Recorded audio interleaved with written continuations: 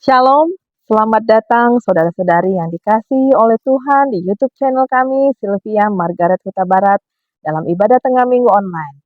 Selamat berjumpa kembali dalam kasih Kristus. Pada pertemuan ibadah kita malam ini dengan hati yang penuh rasa syukur dan sukacita, kita akan bersama-sama merenungkan kembali firman Tuhan dengan tema Yesus membuka jalan yang baru dan yang hidup, yang akan dipimpin oleh Bapak Pendeta Hasudungan Manalo STH. Bapak, Ibu, dan saudara-saudari terkasih, pada malam spesial ini kita mengingat kembali kasih Tuhan yang tak terbatas kepada kita manusia melalui peristiwa Jumat Agung. Dalam tema Yesus membuka jalan yang baru dan yang hidup, kita diingatkan akan kasih Allah yang begitu besar, yang rela mengorbankan putranya yang tunggal agar setiap orang yang percaya kepadanya tidak binasa melainkan beroleh hidup yang kekal. Ini adalah jalan baru yang tidak hanya memberikan harapan bagi kehidupan kita di dunia ini, tetapi juga janji akan kehidupan yang abadi.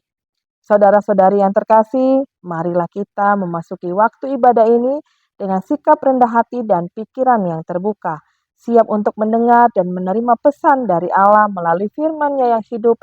Biarlah Roh Kudus bekerja di dalam hati kita masing-masing, membimbing kita untuk mengerti dan menjalani kehidupan yang telah Yesus siapkan bagi kita.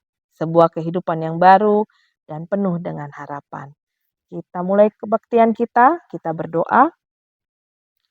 Bapa yang di sorga, yang maha pengasih dan penyayang, dengan kerendahan hati dan penuh rasa syukur kami datang di hadapan-Mu pada malam ini. Terima kasih Tuhan, karena Engkau selalu membuka tangan-Mu dan mengundang kami untuk datang berbagi dan merasakan kehadiran-Mu yang penuh kasih dan pengampunan. Saat ini Tuhan, memulai ibadah ini kami memohon kehadiran Roh Kudus-Mu untuk mengisi setiap sudut ruangan ini dan setiap lipatan hati kami. Biarlah segala yang kami lakukan dan ucapkan dalam ibadah ini menjadi bau harum yang menyenangkan di hadapan-Mu Tuhan. Kami juga berdoa buat Bapak Pendeta kami, Hasudungan Manalo, hamba-Mu yang telah Kau pilih dan Kau urapi untuk memimpin jemaat-Mu. Berikanlah kepadanya kekuatan, hikmat, dan pengurapan daripada Roh Kudus, agar melalui pelayanannya, firman-Mu dapat disampaikan, dapat kami mengerti dengan jelas. Lindungilah beliau dalam setiap tantangan dan pergumulan. Biarlah kehidupannya senantiasa menjadi saksi dan teladan kasih Kristus bagi kami. Tuhan, kami percaya bahwa Engkau akan berbicara kepada kami malam ini. Buka hati dan pikiran kami untuk menerima firman-Mu. Siapkan kami menjadi tanah yang subur, di mana benih firman-Mu dapat tumbuh dan berbuat banyak. Ajarkan kami untuk tidak hanya menjadi pendengar firman saja, tetapi juga pelaku firman dalam kehidupan sehari-hari. Dalam segala hal kami menyerahkan ibadah ini dalam tangan-Mu yang penuh kuasa. Kami percaya dan berharap dalam nama Yesus Kristus, Juru Selamat kami yang hidup. Amin.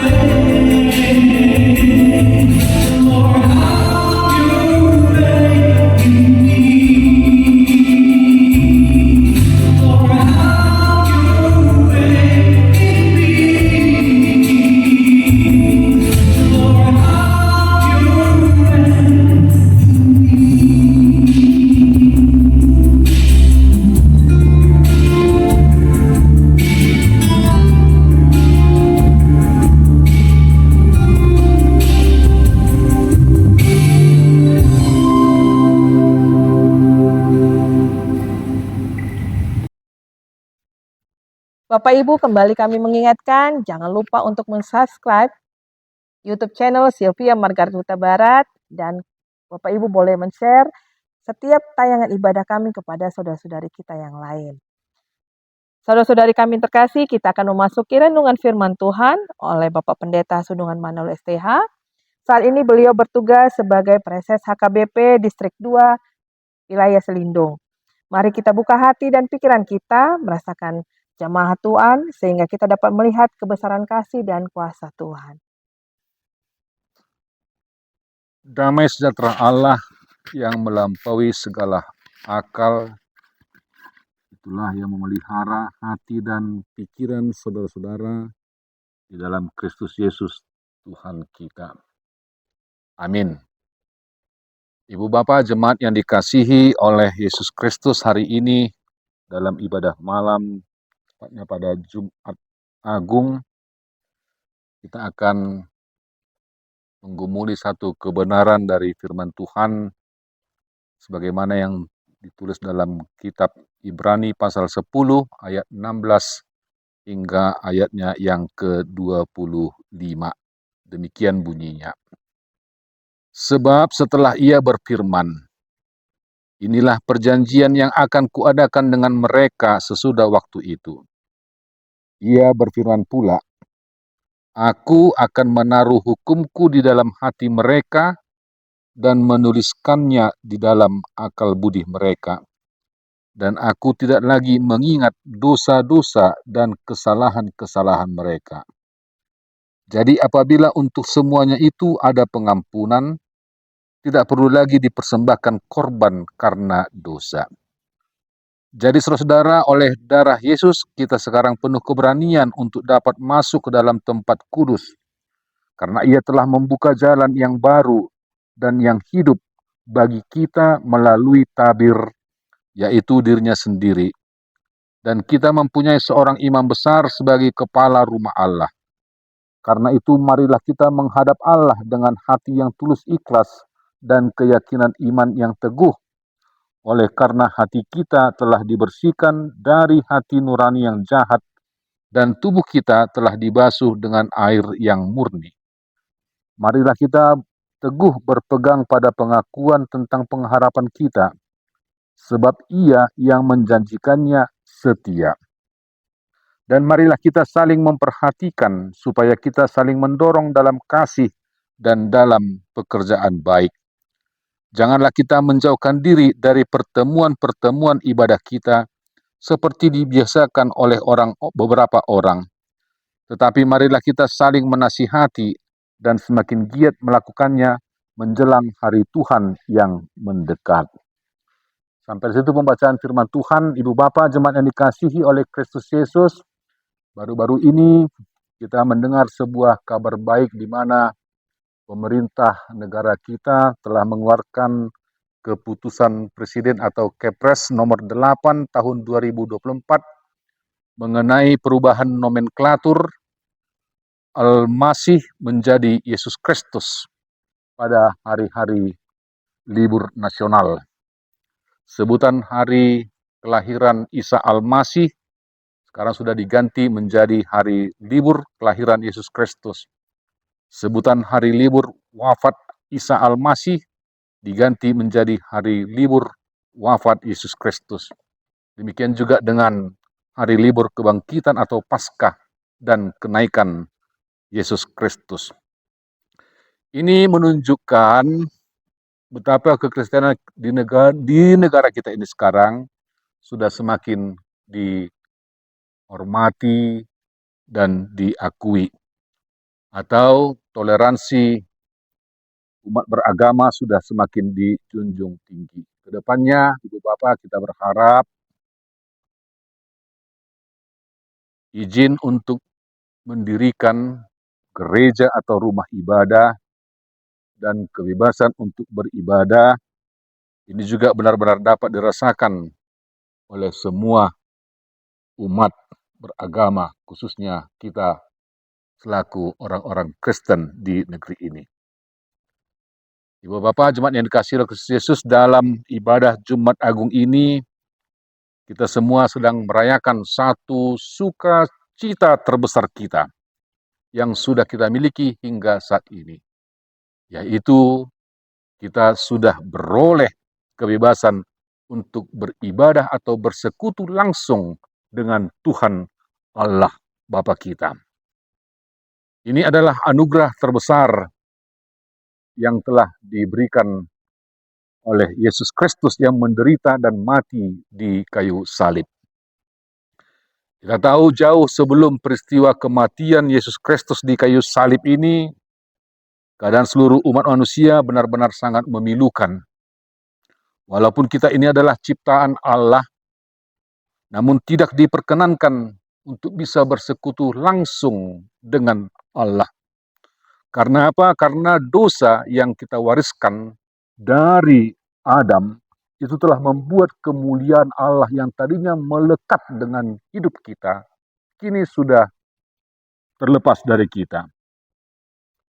Lalu kemudian, walaupun Allah masih menunjukkan pengasihannya di mana Dia sudah menurunkan hukum-hukum Tauratnya, agar dengan itu kita beroleh jalan masuk untuk bersekutu dengan Allah secara langsung. Akan tetapi Ibu Bapak, oleh karena dosa-dosa sudah menguasai seluruh sendi-sendi kehidupan umat manusia, membuat kita tidak bisa berhasil untuk menggenapi atau memenuhi hukum Taurat. Seringkali setiap kepada kita diperhadapkan hukum Taurat Allah ini atau dibacakan hukum Taurat ini, justru yang terjadi adalah membuat kita semakin jauh terjatuh. Sebab oleh hukum Taurat semakin nampak sekali semua dosa-dosa yang kita perbuat. Hanya Yesus Kristus salah satu-satunya yang dapat menggenapi hukum Taurat ini. Lalu dengan darahnya yang kudus, Yesus ini pula sudah membasuh seluruh dosa-dosa kita. Dan setelah Yesus menghapus dosa-dosa kita, dalam ayat 17 tadi dikatakan Allah tidak lagi mengingat-ingat dosa-dosa dan kesalahan kita. Ini perlu sekali untuk kita garis bawahi. Penghapusan dosa yang diperbuat Yesus ini tidaklah sama ketika seseorang memberi maaf kepada kita yang melakukan kesalahan bagi dia, atau atas maaf yang kita berikan kepada orang yang bersalah kepada kita. Pengampunan yang diperbuat oleh manusia terhadap sesamanya itu masihlah pengampunan ala tipex. Sebanyak apapun tipex itu dituang untuk menutupi sebuah tulisan yang salah, tetapi akan tetap meninggalkan bekasnya. Penghapusan dosa yang diperbuat Yesus Kristus adalah mutlak dan tidak meninggalkan bekasnya. Oleh karenanya, Ibu Bapak, sekarang ini kita bukan saja berstatus sebagai ciptaan Allah, tetapi lebih dari itu, kita juga adalah anak-anak Allah. Sebagaimana anak-anak yang diperkenankan memasuki dan tinggal di rumah Bapaknya, demikianlah kita yang adalah anak-anak Allah. Sudah dilayakkan untuk bersekutu langsung bersama-sama dengan Allah. Penulis kitab Ibrani menerangkan untuk bisa bersekutu dengan Allah, kita tidak lagi harus membutuhkan kehadiran imam seperti lazimnya pada zaman perjanjian lama. Jadi saudaraku, Yesus adalah jalan yang baru dan yang hidup. Jalan ini selalu terbuka bagi siapapun. Dialah satu-satunya yang ditetapkan Allah sebagai jalan bagi kita. Dikatakan dalam Yohanes 14 ayat 6, Akulah jalan dan kebenaran dan hidup. Tidak ada seorang pun yang datang kepada Bapa kalau tidak melalui aku. Artinya, selain Yesus Kristus ini, maka siapapun kita tidak akan pernah memiliki jalan lain untuk bisa masuk dan bersekutu dengan Allah secara langsung. Dan sampai saat ini, saat kita masih sering terhalang untuk beribadah ke gereja, mungkin entah itu karena tindakan dari orang-orang yang masih intoleran, maupun mungkin karena kita sedang terbaring sakit di rumah atau di rumah sakit, tetapi semua itu tidak menjadi penghalang lagi bagi kita untuk bersekutu langsung dengan Allah Tuhan kita. Kita dapat menjumpai Bapa kapanpun dan dimanapun melalui Tuhan Yesus Kristus. Nah, sekarang jemaat yang dikasihi, berdasarkan anugerah istimewa yang sudah dilakukan Yesus Kristus, dalam ayat 19 hingga ayat ke-21, penulis Ibrani ini mengajak kita untuk merespon hal itu dengan 3 langkah praktis.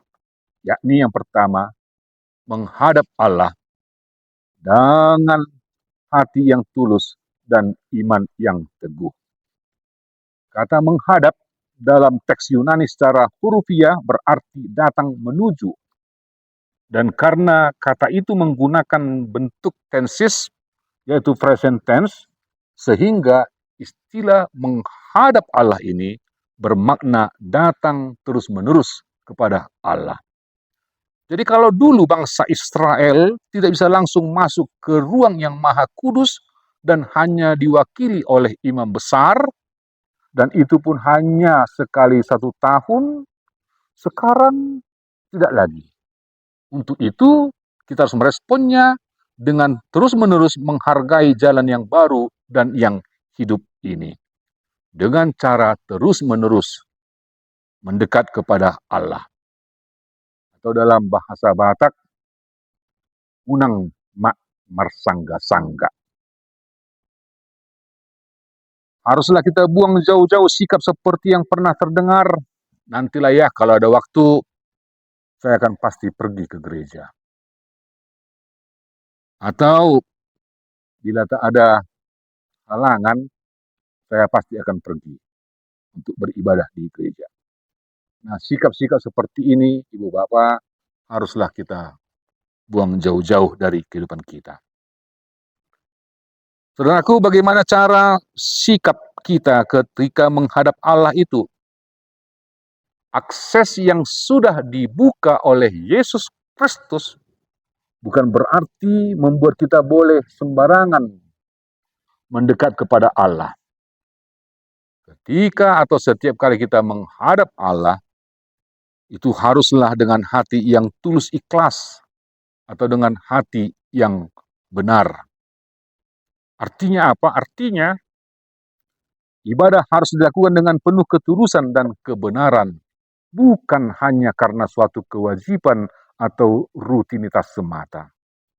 Setiap kali kita datang beribadah, hendaknya kita sudah paham betul tentang arti ibadah yang sesungguhnya, yaitu mengabdi atau membaktikan hidup kita kepada Dia, bukan untuk menyenangkan diri kita sendiri, tetapi menyenangkan diri Allah. Respon yang kedua adalah memegang teguh pengakuan pengharapan. Hal ini mau ditegaskan oleh penulis kitab Ibrani, sebab pada zaman itu banyak sekali ajaran-ajaran sesat yang membingungkan umat Kristen pada waktu itu. Karena itu, umat diminta untuk tetap teguh dalam ajaran Kristus, tidak tergoyahkan oleh berbagai ajaran yang menyesatkan.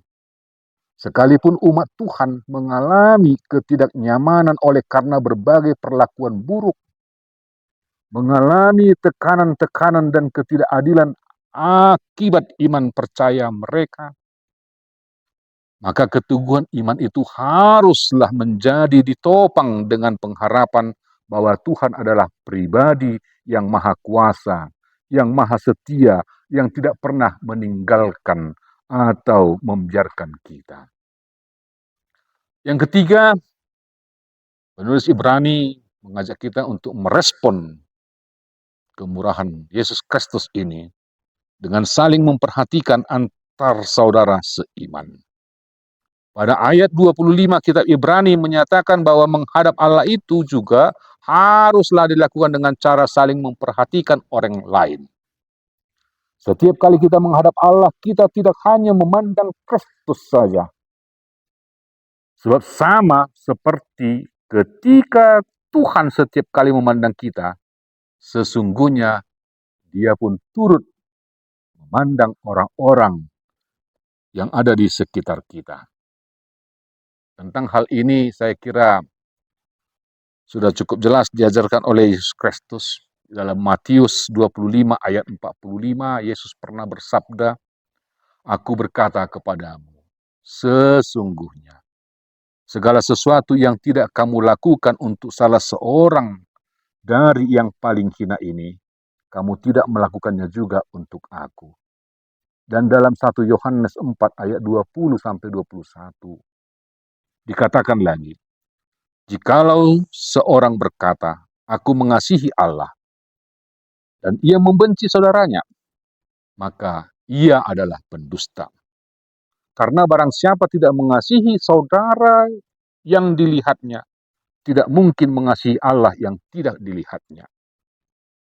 Barang siapa mengasihi Allah, ia harus juga mengasihi saudaranya." Jadi Ibu Bapak, tindakan saling memperhatikan orang lain itu dimaksudkan untuk membangkitkan kasih. Sebagaimana Allah itu sendiri adalah kasih. Namun harus tetap kita perhatikan bahwa semua itu hanya akan tercapai apabila kita tidak menjauhkan diri dari pertemuan ibadah. Akhirnya, berdasarkan firman Tuhan ini, beberapa hal penting yang dapat kita renungkan dan terapkan dalam hidup beriman kita. Antara lain, satu, kita harusnya bersyukur karena Kristus. Kita sudah beroleh kesempatan dengan bebas dan tanpa halangan untuk menghadap dan menjumpai Allah. Semuanya itu terjadi dengan gratis dan cuma-cuma, namun mahal harganya Ibu Bapak. Harga yang mahal itu senilai dengan nyawa putra Allah, yaitu Yesus Kristus Tuhan kita. Jadi janganlah seorang pun dari kita yang menganggap sesuatu yang gratis itu tidak bernilai. Atau kalaupun bernilai, namun kadarnya murahan saja. Kita harus terus-menerus menghargai pengorbanan Kristus. Sebab dia yang tersalib itu hanyalah satu kali dan untuk selama-lamanya. Kita tidak boleh lebih menghargai waktu sibuk kita dibandingkan dengan waktu beribadah kita. Sebab semua waktu adalah milik Allah yang diberikan kepada kita, namun bukan sebagai kesempatan bagi kita untuk menjauhkan diri dari Dia. Hal yang kedua, menghadap Tuhan bukan hanya berarti menjalin hubungan secara vertikal dengan Allah, namun juga harusnya membangun hubungan dengan sesama. Ibadah yang benar bukanlah soal hubungan dengan Tuhan yang harmonis, namun apakah juga hubungan kita dengan suami, dengan anak-anak, dengan orang lain juga adalah hubungan yang harmonis. Walaupun kita rajin beribadah, taat datang bergereja, membaca Alkitab dengan sungguh-sungguh, dan doa kusyuk pada Tuhan, namun apabila masih ada perselisihan dengan sesama yang belum terselesaikan, maka sesungguhnya Ibu Bapak, kita gagal menghadap Tuhan dengan sempurna dan benar. Tuhan Yesus bersabda dalam Matius pasal 5 ayat 23 hingga 24. Sebab itu, jika engkau mempersembahkan persembahanmu di atas mezbah, dan engkau teringat akan sesuatu yang ada dalam hati saudaramu terhadap engkau, tinggalkanlah persembahanmu di depan mezbah itu, dan pergilah berdamai dahulu dengan saudaramu, lalu kembali untuk mempersembahkan persembahanmu itu. Karena itu marilah menjadi pribadi yang telah ditebus dan dianugerahi Tuhan lewat beribadah kepadanya dan membangun hidup benar dengan sesama, menopang dan menolong orang lain, sehingga kita menjadi orang yang berkenan kepada Tuhan. Selamat memperingati Jumat Agung. Amin. Kita bersatu dalam doa. Kami bersyukur Yesus Kristus yang telah berkorban dan telah menjadi jalan yang baru dan yang hidup bagi setiap umat manusia. Tanpa Engkau, sesungguhnya kami adalah makhluk yang sangat fana dan tidak berarti sama sekali. Oleh karena kemuliaan Allah telah tanggal dari kami. Kami bersyukur Tuhan di dalam pengorbanan kami beroleh penghapusan atas seluruh dosa-dosa kami. Dan kami beroleh keberanian untuk bersekutu dengan Allah Bapa. Maka terimalah kami ini Tuhan, dan buatlah kami tetap menjadi anak-anak yang Tuhan kasihi. Kami bersyukur Tuhan begitu banyak jalan-jalan yang Engkau pakai untuk bagi kami memanggil saudara-saudara kami yang lain, supaya kami saling memperhatikan satu akan yang lain, berjalan bersama, menghadap dan bersekutu kepada Tuhan. Kami bersyukur Tuhan untuk Sylvia Margaret Huta Barat YouTube channel yang hingga hari ini Tuhan pakai, Tuhan layakkan sebagai jalan bagi kami umat semakin mendekatkan diri kepada Tuhan.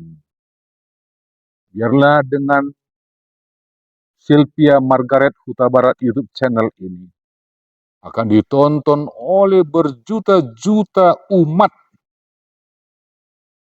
dan berjuta-juta umat akan semakin mengenal Engkau dan mendekat kepada Engkau.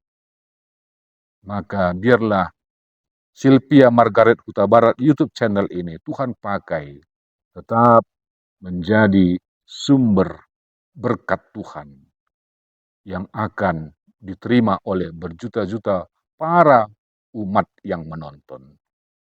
Kami juga bersyukur Tuhan dan berdoa untuk Sylvia Margaret Huta Barat beserta semua kru dan anak-anaknya. Semuanya Tuhan pakai, Tuhan berkati semakin lebih lagi. Terus Tuhan angkat, dan sehingga setiap pelayanan dan pekerjaannya Tuhan juga angkat, sehingga kemuliaan dan sukacita semakin mereka rasakan dan nikmati. Dan semakin banyak pula orang yang akan turut merasakan dari kehidupan keluarga ini. Berkati juga Tuhan anak-anak-Mu dimanapun berada, secara khusus yang telah mengenal dan mengikut Engkau. Biarlah Tuhan melalui pertumbuhan iman mereka, Engkau layakkan pada akhirnya menjadi pemimpin-pemimpin di negara kami tercinta ini. Maka Tuhan, secara khusus buat anak-anak-Mu yang saat ini sedang duduk di dalam pendidikan atau sekolahnya, biarlah Tuhan, oleh karena pengasihan-Mu, mereka senantiasa beroleh pengajaran yang baik, pendidikan yang terbaik, sebagai sarana bagi mereka untuk mencapai apa yang mereka cita-citakan. Tuhan, saat ini mungkin ada begitu banyak anak-anak-Mu yang tidak dapat hadir di tengah-tengah gereja-Mu, di tengah-tengah persekutuan yang ada, oleh karena sakit penyakit yang tengah diderita, atau oleh karena beban berat, atau oleh karena pergumulan-pergumulan besar lainnya. Tuhan, tangan-Mu lah yang menjamah, sehingga setiap saudara kami yang sedang sakit ini boleh segera Tuhan sembuhkan, dan yang berbeban berat Tuhan bukakan kelegaan bagi mereka, dan yang sedang terbelenggu oleh karena pergumulan-pergumulan besar lainnya, Tuhan juga senantiasa membukakan jalan bagi mereka. Bagi umat-Mu yang lemah, Tuhanlah yang menguatkan. Berkati hidup kami Tuhan, hari ini sampai kekekalan dalam Kristus Yesus. Amin. Tuhan memberkati engkau dan melindungi engkau. Tuhan menyinari engkau dengan wajah-Nya dan memberi engkau kasih karunia. Tuhan menghadapkan wajah-Nya kepadamu dan memberi engkau damai sejahtera. Amin.